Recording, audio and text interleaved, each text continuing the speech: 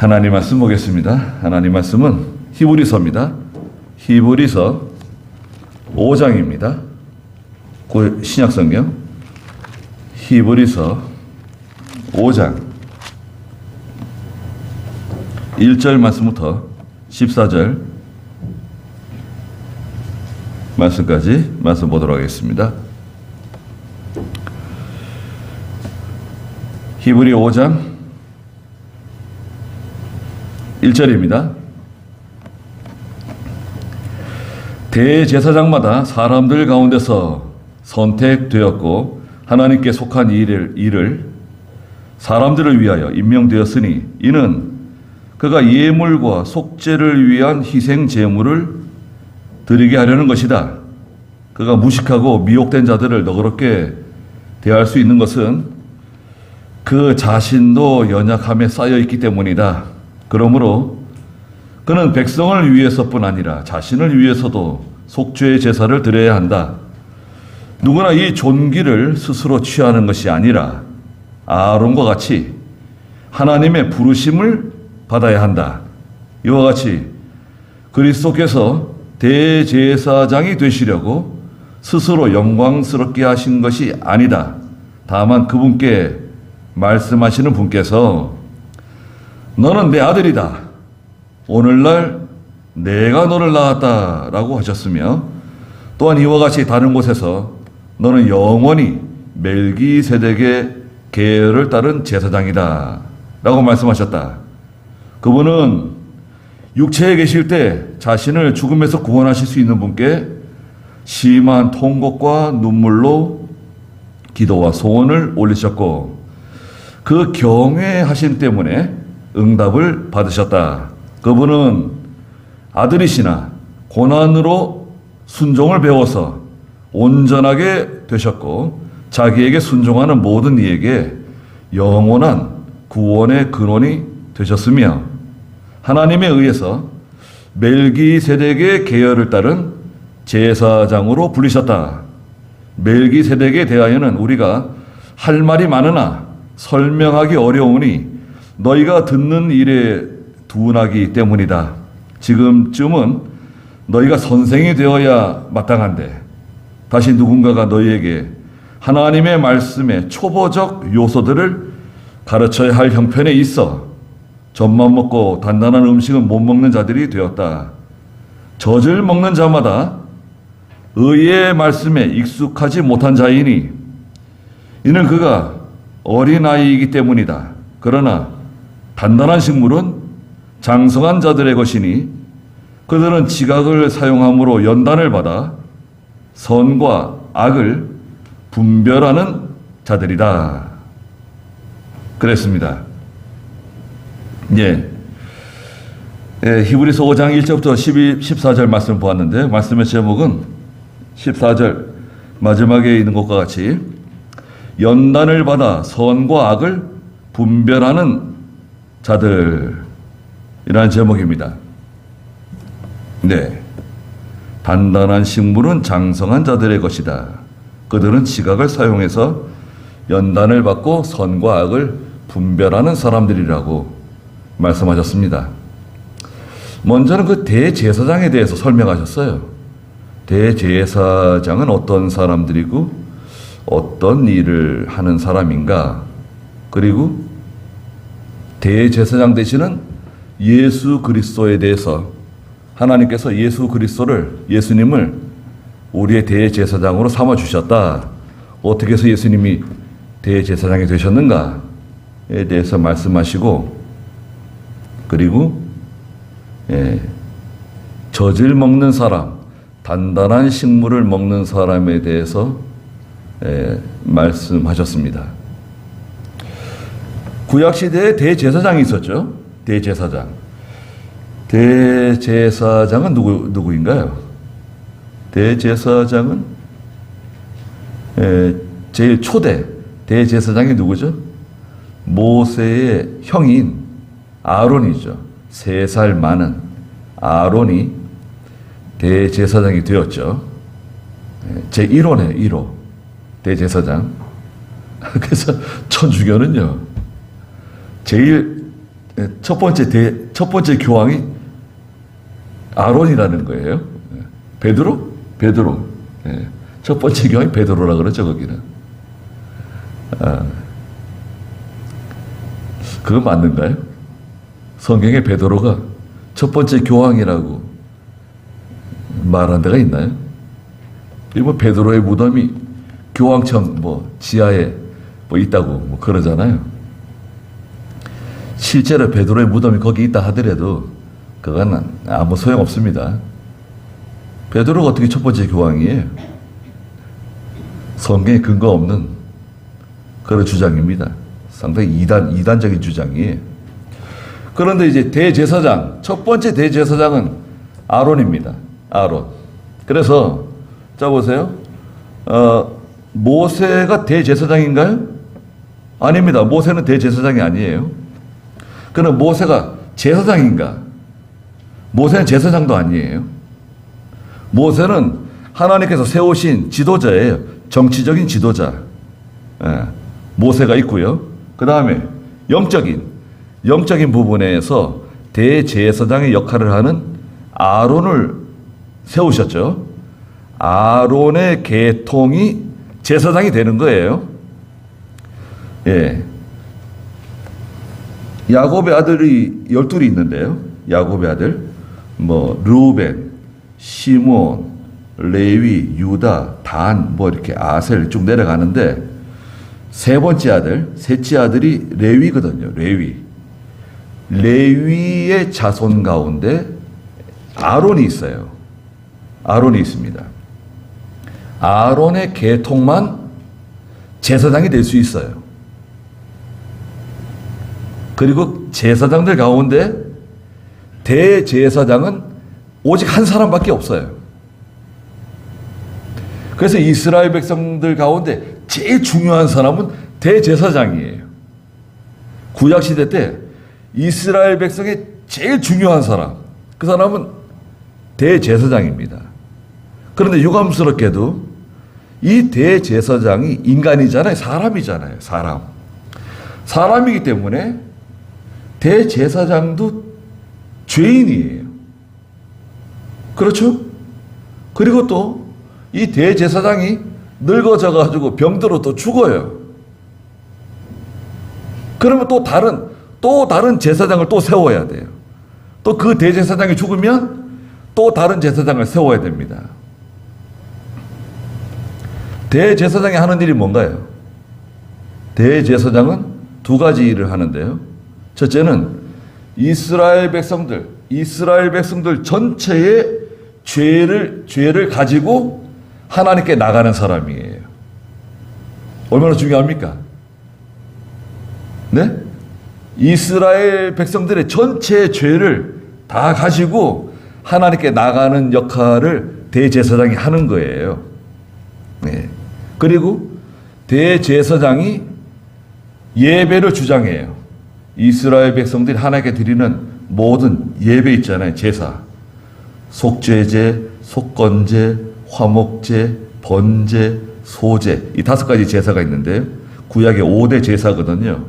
속죄제, 속건제, 화목제, 번제, 이 짐승을 불살라서 드리는 제사, 소제, 곡식 제사. 이 제사를 주관하는 사람이 이 대제사장이에요. 예배를 다스리는 사람이에요. 얼마나 중요합니까? 그 대제사장을 누가 세우죠? 사람이 뽑죠, 사람이. 대제사장 사람이 뽑습니다.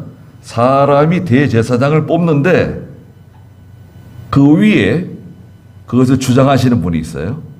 거기에 대해서 말씀하신 겁니다. 1절 한번 읽어보시겠어요? 대제사장마다 사람들 가운데서 선택되었고 하나님께 속한 일에 사람들을 위하여 임명되었으니 이는 그가 예물과 속죄를 위한 희생 제물을 드리게 하려는 것이다. 네. 자, 여기 이제 대제사장에 대해서 첫 번째 대제사장은 누구냐 말씀하셨는데요. 사람들 가운데서 선택된 사람이다. 그렇죠. 사람들 가운데 아론의 계통에서 선택된 사람이죠. 선택되었어요. 누굴 통해 선택됐나요? 사람들 가운데 선택됐어요. 그리고 하나님께 속한 일에 사람들을 위해서 임명되었습니다. 하나님의 일을 하는 거예요. 다른 일 하지 않는 거죠, 이 사람은. 이는 그가 예물과 속죄를 위한 희생 제물을 드리게 하는 것이다. 그겁니다. 하나님께 예배 드리고 제사 드리는 모든 일을 총괄하는, 책임지는 역할을 하는 거죠.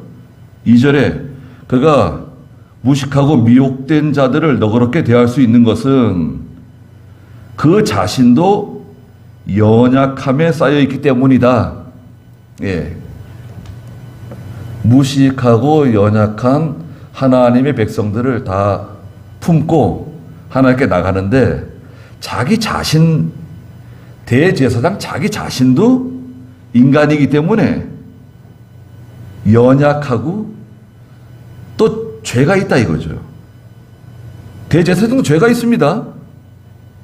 죄 없는 사람은 아무도 없어요. 죄 없는 사람은 아무도 없습니다. 예수 그리스도 외에는 죄 없는 사람이 아무도 없어요. 그래서 3절 읽어보세요. 그러므로 그는 백성을 위해서뿐 아니라 자신을 위해서도 속죄 제사를 드려야 한다. 그럼요.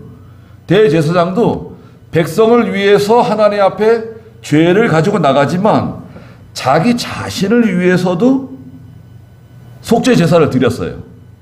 구약에는요, 제사장들도 자기부터 하나님께 속죄 제사를 드리고 백성들의 죄를 위해서 기도했어요. 왜? 자기도 인간이기 때문에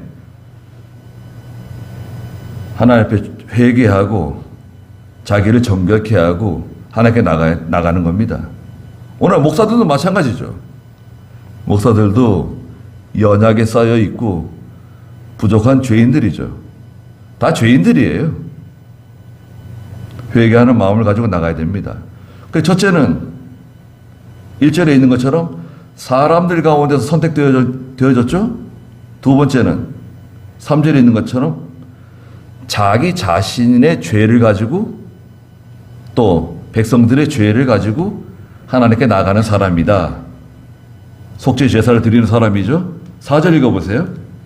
누구나 이 존귀를 스스로 취하는 것이 아니라 아론과 같이 하나님의 부르심을 받아야 한다. 자, 이겁니다. 이것은, 이 직분은, 이 대제사장, 제사장의 직분은 이 존귀를 스스로 취하는 것이 아니다. 스스로 내가 하고 싶다고 되는 게 아니에요. 네. 여로보암 때, 북이스라엘 여로보암 때 교회가 타락해가지고 아론의 계통만 제사장이 될 수 있는데 여로보암이 그 규례를 깨고 아무나 제사장이 되기를 원하는 사람은 일정한 지참금을 가져오면 제사장을 세워줬죠. 아무나 제사장 될 수 있게 만들어놨어요. 그래서 북이스라엘이 교회가 타락하고 하나님의 징계를 받았죠. 오늘날도 마찬가지입니다. 아무나 목사가 되고 자기가 하고 싶다고 목사가 되고 그러면 안 됩니다. 제가 신학교 1학년 때 이병효 목사님이 그때 이사야선지 말씀 가르쳤는데 한번 그런 말씀 하시더라고요. 지금이라도 늦지 않았으니까 도망갈 수 있으면 도망가래요. 독사를 본 것처럼, 독사를 보고 도망가는 것처럼 도망갈 수 있으면 도망가라 그러더라고요. 하나님의 일이 존귀하고 고귀한 일이지만 자격도 안 되는 사람이, 감당하지도 못할 사람이 하나님이 부르시지도 않았는데 자기가 목사가 되겠다고, 하나님이라 하겠다고 나서지 말고, 확신이 없는 사람은 달아나라는 거예요. 빨리. 괜히 발 담궈가지고 고생하지 말고 너만 고생하는 게 아니다. 네 가족도 고생하고 네 부인도 고생하고 네 집안이 다 고생하게 된다. 달아날 수 있으면 달아나라고. 그런 말씀을 하시더라고요. 깜짝 놀랐어요. 여기서 뭐라 그랬습니까? 아론과 같이 하나님의 부르심을 받은 사람, 하나님께서 불러서 세운 사람이 제사장도 되고 대제사장이 되는 거예요. 그러니까 자, 대제사장은 누구냐? 사람들 가운데서 세운 사람이죠. 백성들의 죄와 자기의 죄를 가지고 하나님께 속죄의 제사를 드리는 사람이죠. 그리고 세 번째는 하나님께 부르심을 받아서 임명된, 세워진 사람이에요. 직분을 맡은, 임직을 맡은 사람이에요. 이게 중요한 겁니다.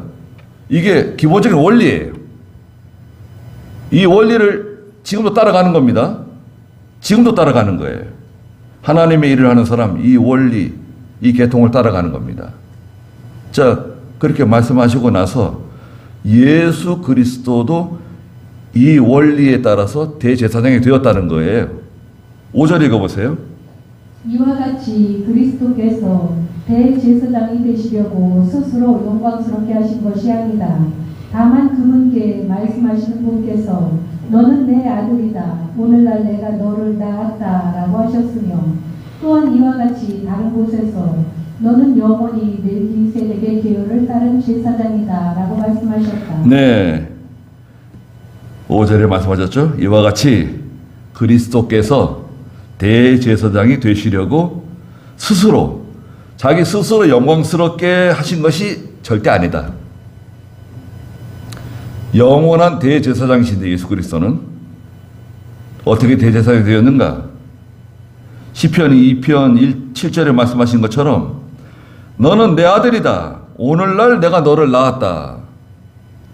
말씀하셨고 또 이와 같이 다른 곳에서 시편 110편 4절에서 너는 영원히 멜기세덱의 계열을 따른 제사장이다 라고 말씀하셨다는 거예요.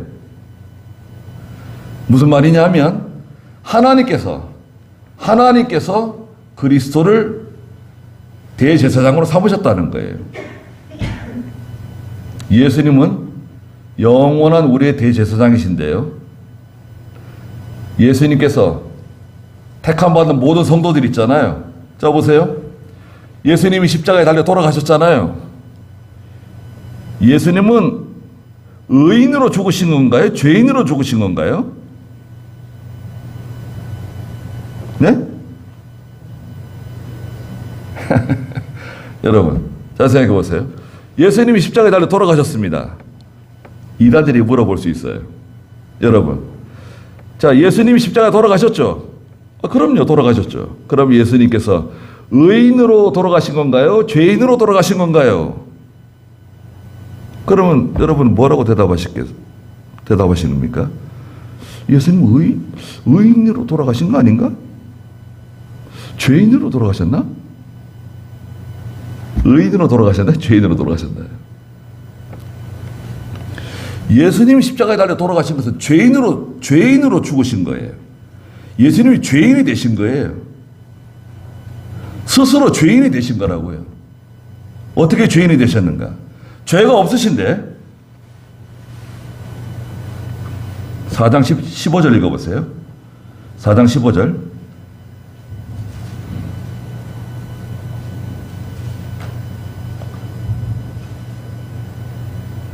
우리에게 계신 대제사장은 우리의 연약함을 치유하지 못하신 분이 아니시니 모든 면에서 마찬가지로 시험을 받으셨으니 죄는 없는 분이시기 때문이다. 네, 우리와 같이 다 시험을 받으셨지만 예수님은 죄가 없으세요.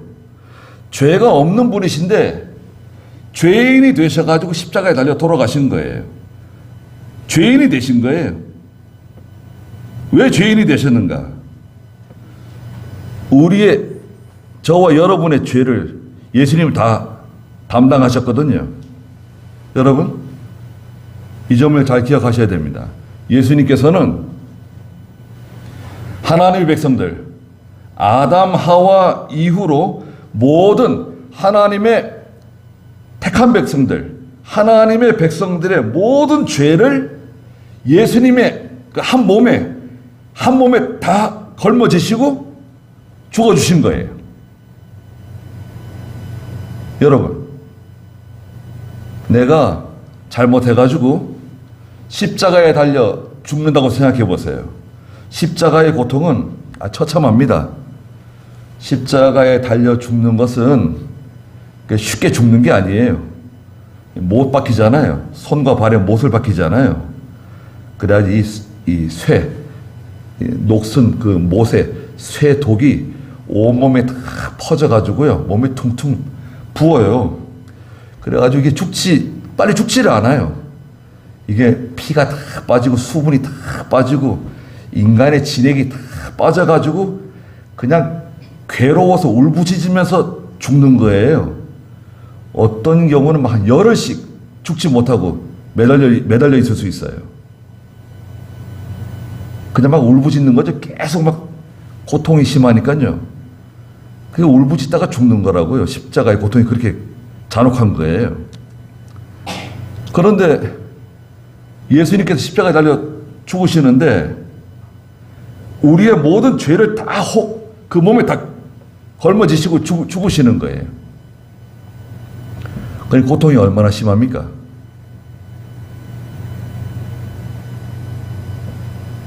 대제사장으로서 하나님의 백성들의 모든 죄를 다 지시고 자기 몸이 속죄의 제물이 되어주신 거예요. 어린 양이 되어주신 거예요. 대신 내가 당해야 할 고난, 내가 죽어야 할 죽음의 그 고통을 다 담당하신 거예요. 저와 여러분들을 말하자면 지옥 불 가운데서 건져내 주시기 위해서 죽어주신 거라고요. 감사한 거 아닌가요? 예수 믿기만 하면 예수님의 그 공로를 힘입어가지고 하늘나라로 가는 거라고요. 예수 믿기만 하면 예수님의 공로를 그냥 공짜로 입는 거예요. 그거를 은혜라 그럽니다. 은혜. 구원의 은혜라 그래요. 은혜를 받아가지고 은혜란 뜻 속에는 거저 주신다는 뜻이 있어요. 공짜. 거저 주시는 그 은혜를 받아가지고 하나님의 나라에 가는 거예요. 그 예수님께서는 멜기세덱의 계열을 따른 제사장이라 그랬어요. 멜기세덱이라고 하는 분이 나오는데요.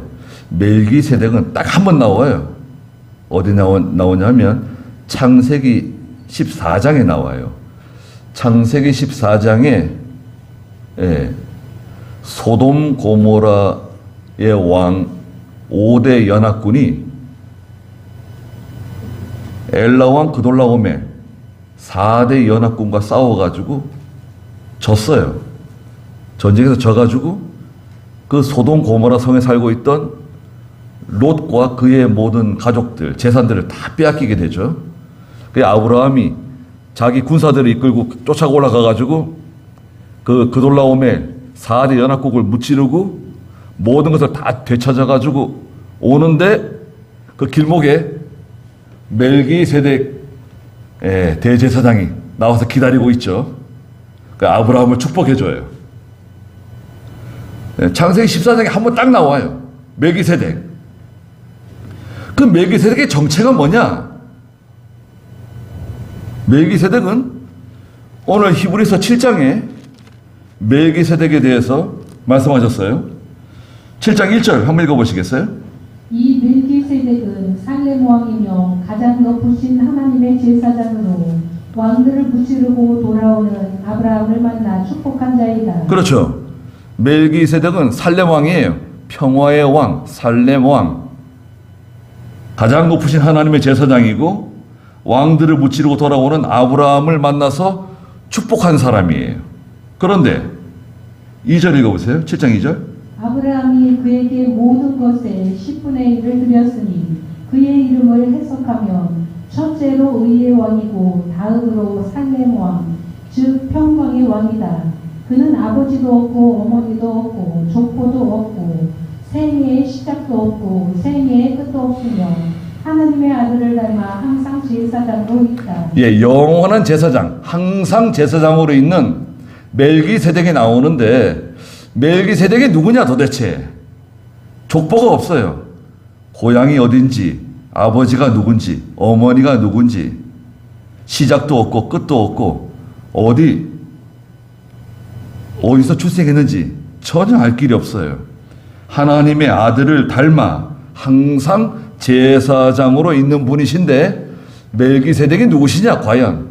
아브라함을 축복하고 아브라함이 11조를 멜기세덱에게 드렸거든요. 그리고 멜기세덱은 더 이상 나오지 않아요. 시편 2편에서 시편 110편에서 언급된 바가 있지만 나오지 않습니다. 멜기세덱이 누구냐? 구약의 아브라함을 찾아가신 그리스도세요, 메시아세요. 네? 다시 한번 들어보세요. 그 창세기 14장에 아브라함을 만난 그 멜기세덱은 누구냐? 구약의 예수 그리스도세요.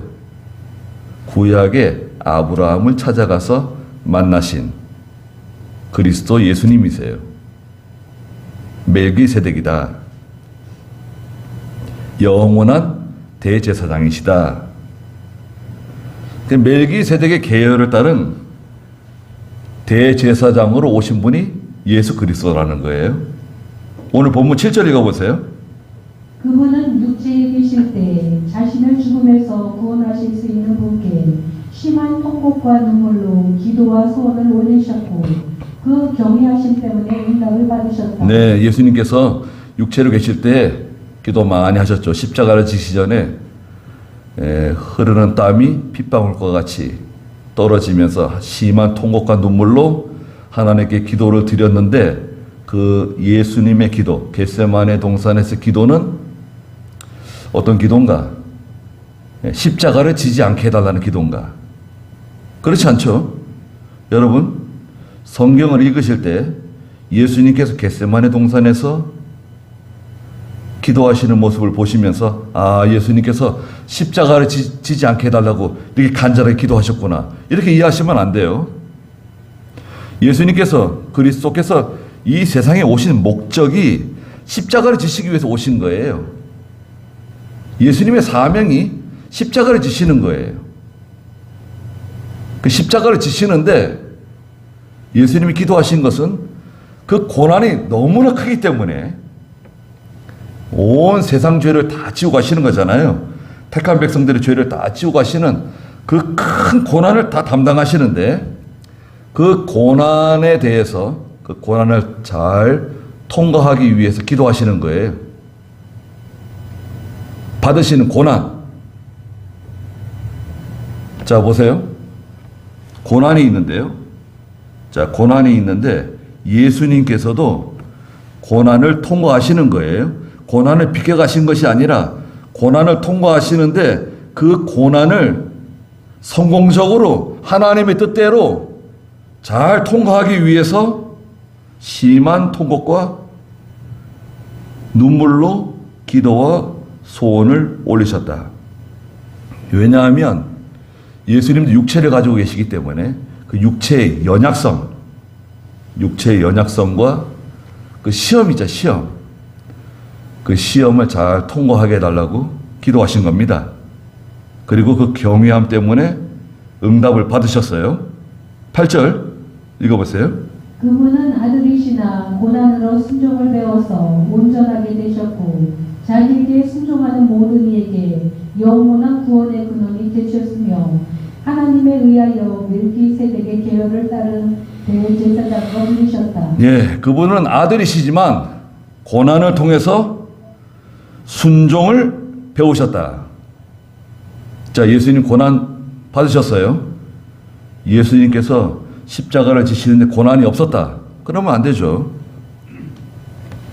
고난을 통해서 순종을 배우는 겁니다. 예수 믿는 성도가 어떻게 순종을 배워나가는가? 고난을 통해서 순종을 배웁니다. 반드시 고난이 있어요. 고난을 통과하면서 순종을 배우는 거예요. 고난이 없는 십자가 없어요. 고난이 없는 부활 없어요. 디모데후서 3장 16절에 있는 것처럼 무릇 경건하게 살고자 하는 자마다 핍박을 받는다 그랬잖아요. 반드시 고난이 있습니다. 이 세상은 고난이에요. 예수 믿지 않는 사람들도 고난이 있습니다.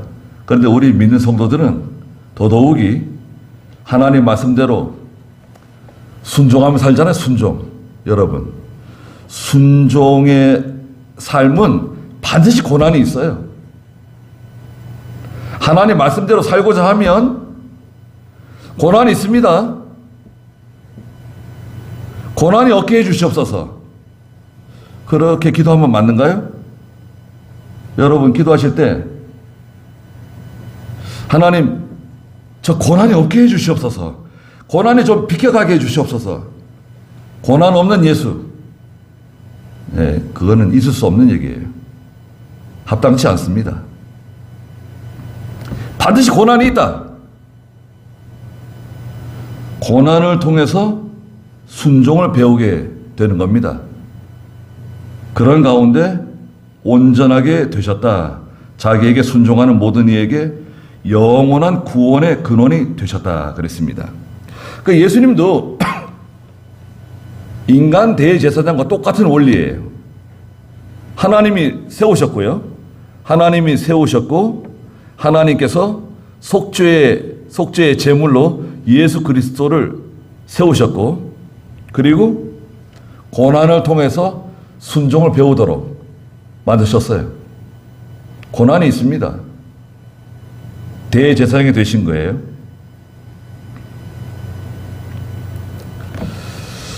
욥기서 23장 10절에 보면 욥이 많은 고난 가운데 그 많은 의문을 가지고 있었어요. 내가 왜 이렇게 큰 고난을 당하고 이런 슬픔과 비통함과 이런 괴로움을 당해야 되는가에 대해서 욥기서 이제 1장에서부터 고난이 시작되잖아요. 욥이 재산이 다 없어지고 자녀들이 한꺼번에 떼죽음을 당하고 몸에 병 들어가지고 지금 서서히 죽어가고 있는 건데 욥이 아내는 하나님을 저주하고 죽으라 그러죠. 친구들은 와가지고 막 뭔가 죄가 있기 때문에 하나님이 너를 이렇게 징계하시는 거 아니냐. 너 하나님께 회개해야 된다고 자꾸 이제 욥을 힘들게 해요. 그러니까 욥도 도대체 내가 왜 이렇게 괴로움을 당하고 이렇게 고통을 당해야 되는가에 대해서 도대체 왜 무엇 때문에 자꾸 이렇게 질문이 이어져 가다가 23장 10절에 가서 깨닫게 되죠. 욥기서 23장 10절 한번 읽어주시겠어요? 나의 가는 길을 오직 그분이 아시니 그분이 나를 단련하신 후에는 내가 정금같이 나올 것이다. 네, 이게 욥기서 전체 요절이에요. 욥기서 23장 10절에 욥이 깨달았어요. 이야, 이거 뒤에 오늘 본문에 히브리서 5장 본문에 나오지만 많은 연단을 통해서 시련을 통해서 성도가 깨닫게 되는데요. 욥이 깨달았어요. 나의 가는 길을 오직 그분이 아신다.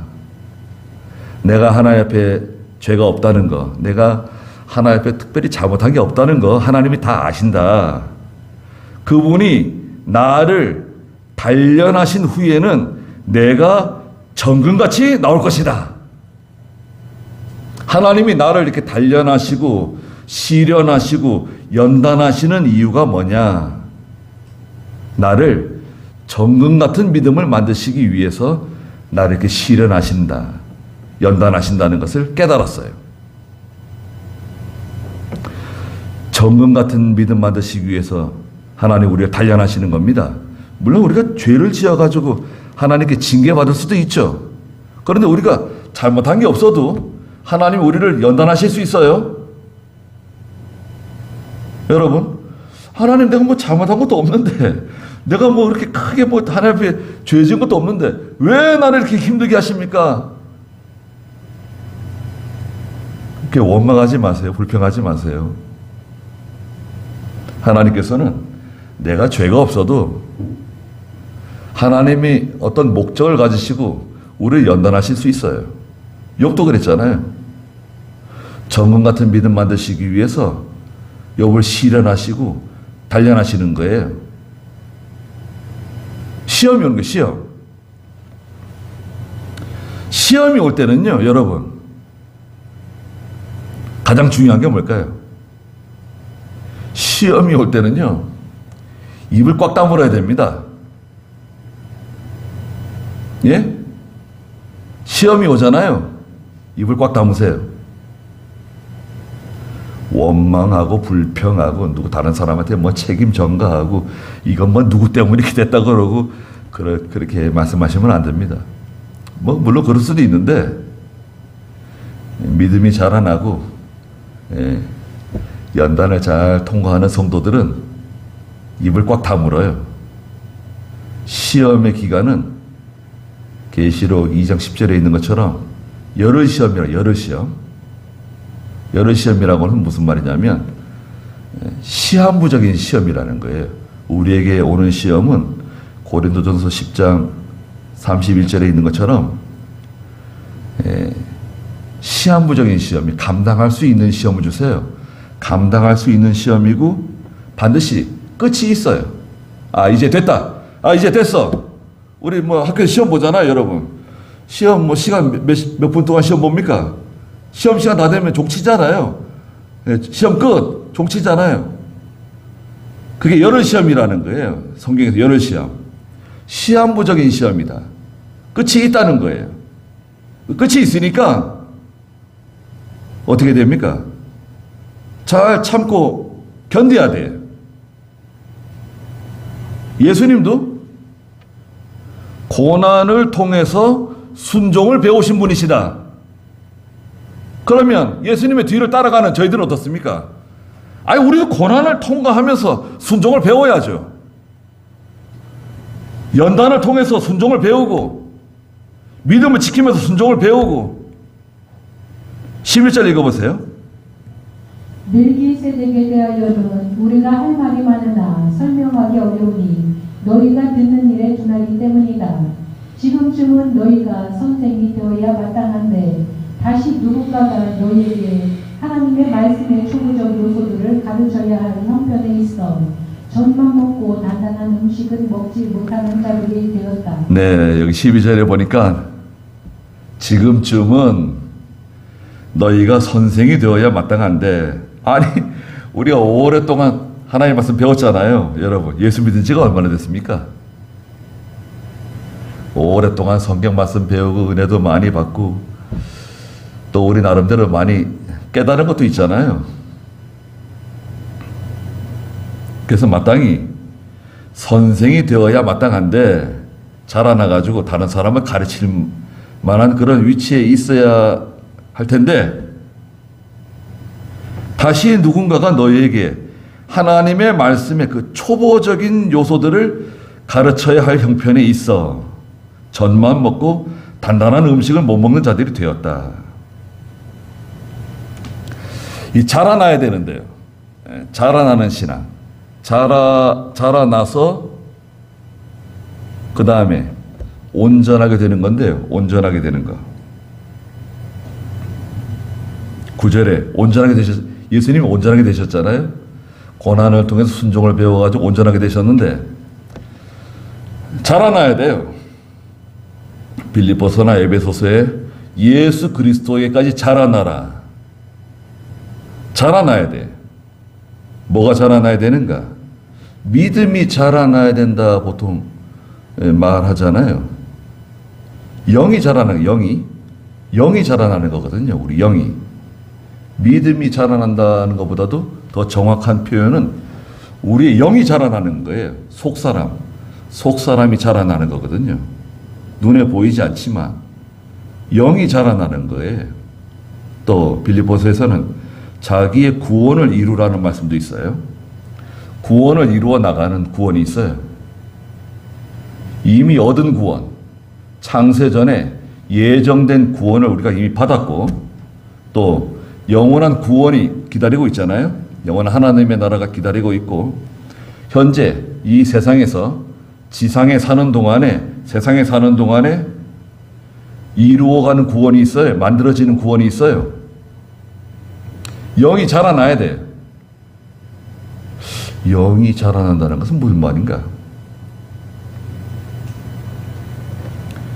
영이 자라나려면요, 재료가 있습니다. 재료. 영이 자라나려면 반드시 필요한 게 있어요. 그게 뭐죠? 하나님 말씀입니다. 말씀. 하나님의 말씀을 딱 붙잡아야 돼요. 하나님의 말씀을 딱 붙잡고 그 말씀대로 행하는 것을 뭐라 그러죠? 다시 한번 들어보세요.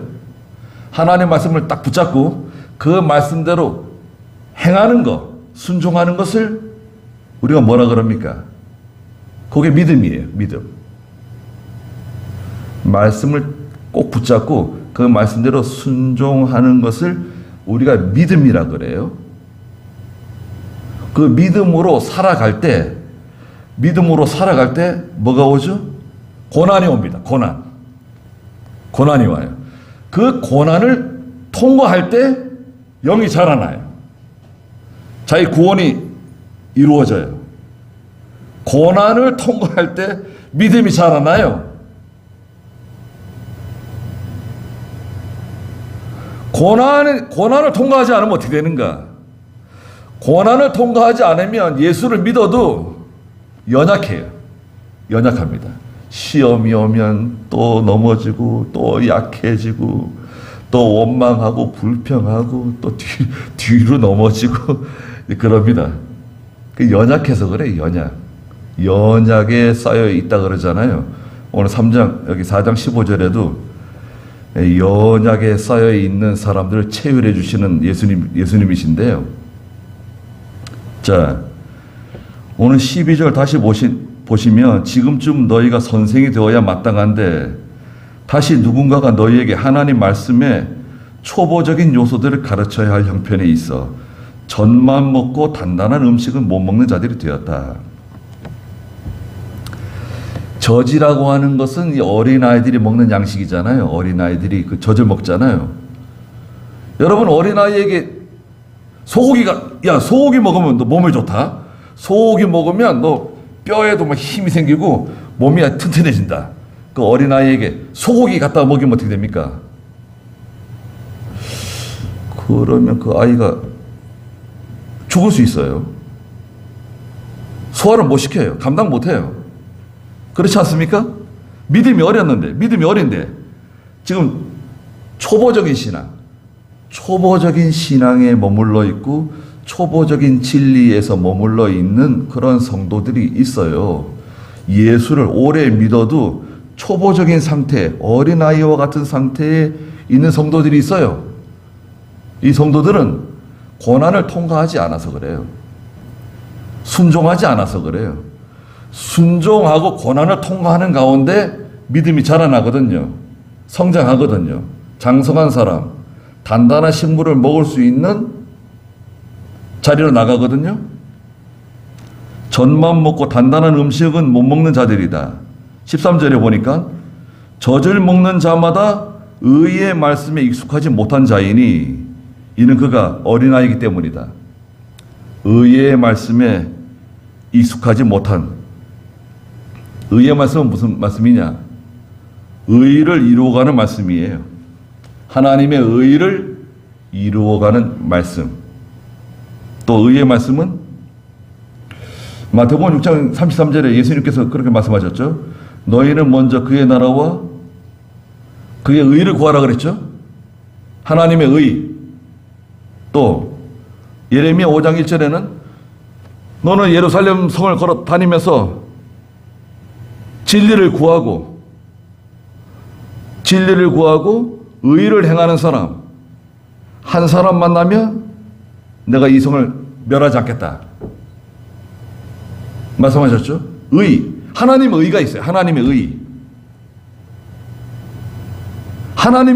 하나님이 인정하신 의가 있어요. 여러분, 자 보세요. 내가 인정하는 의가 아니에요. 하나님, 제가 이렇게 믿음으로 살잖아요. 제가 이렇게 신앙생활 하잖아요. 하나님 앞에 11조 생활도 하고 주일도 지키고 내가 이렇게 하나님 앞에 희생하고 충성하고 열심히 하나님의 뜻대로 살아가려고 애쓰고 있잖아요. 그러니까 나는 하나님의 축복을 받기 합당한 사람입니다. 아, 그거 아니죠. 그건 그 자기의래, 자기의. 그건 자기의고. 하나님이 인정하시는 의는 뭐냐? 하나님이 인정하시는 의, 하나님께서 원하시는 하나님의 뜻대로 살아가느냐? 여러분, 말씀이 어려운가요? 내가 하나님의 뜻대로 살아가느냐? 우리 자녀들이 부모가 원하는 대로 이렇게 바른 생활하면서 잘 성장하는 게 아니라, 야, 우리 아이들이, 우리 자녀들이 하나님의 뜻대로 순종하며 살아가느냐, 믿음으로 살아가느냐, 하나님의 의, 하나님의 의가 중요해요. 하나님께서 인정하시는 의예요. 의의 말씀에 익숙하지 못한 사람들이 있다. 그게 바로 어린아이다. 그러나 14절, 단단한 식물은 장성한 자들의 것인데 그들은 지각을 사용함으로 연단을 받아 선과 악을 분별하는 자들이다. 그랬어요. 믿음이 자라난, 영이 자라난, 자기 구원을 잘 이루어 나간 장성한 성도들이 이 단단한 식물을 먹는데, 단단한 식물은 무엇인가? 신령한 돌이에요. 신령한 돌이. 하나님의 말씀에 깊은 진리를 말해요. 신령한 도리를 깨달아서 그 말씀을 따라 순종하는 성도들이 있다. 그들은 영적 지각, 영적 분별력, 영적 지혜를 사용해서 연단을 받는 성도들이다. 고난을 통과하는 성도들이다.